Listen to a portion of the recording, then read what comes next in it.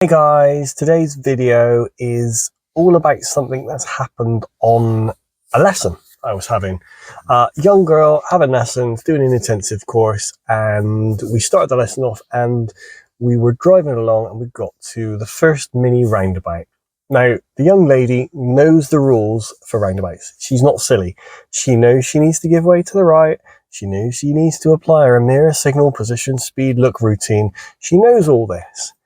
But when she got to the roundabout, she looked to her right and she saw another car.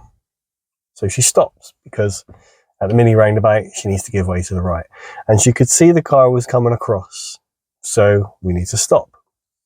We stop. The car on the right stops. Pupil pauses. You can see the wheels in the brain working. What's happening? Why is the car on my right stopping? That's a bit weird. Shouldn't they be going?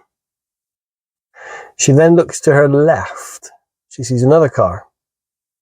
And that car wants to turn in to where we've just come out from. Okay. Why is no one moving, Matt? What's happening? She said.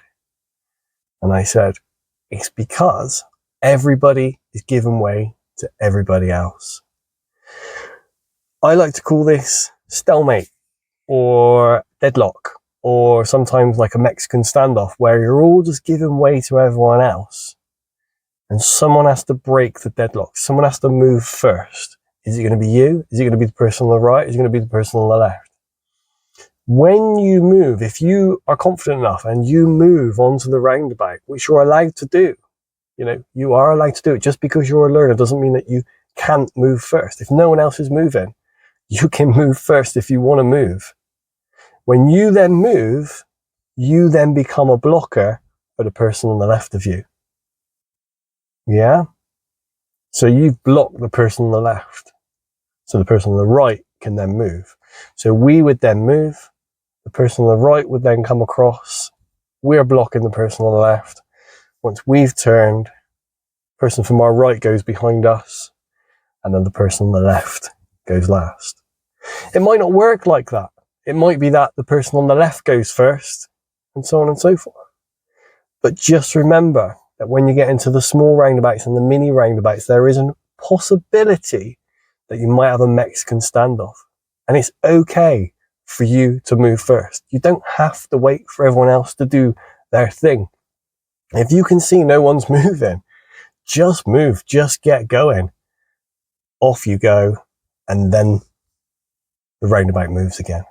You can think of it like a revolving door. If you want to think of it as like a revolving door, if you've ever been in one of those posh hotels, you go into the revolving door, you start to move around, and then someone else comes in and they go around the other bit of the revolving door. Yeah, so it's kind of a movement as you go in, depending which way the door's going, obviously. So some will go clockwise, some will go anti-clockwise, but roundabouts go clockwise. So Mexican standoff, stalemate, deadlock, whatever you want to call it. No one's moving. There's no reason why you can't move. Okay? So don't just think because I'm a learner, I've got to go last. That's not necessarily true. You can move if you want to. And that's the reason. If you come up to a roundabout and someone on your right is not moving, they're probably giving way to their right, which is your left. Okay? Hopefully that makes sense. Hopefully you understand what I'm on about, and hopefully you now feel confident with dealing with that kind of situation, that kind of scenario. Hope it helps. Drop us a comment if you're unsure, and we'll see you on the next video. Thanks for watching.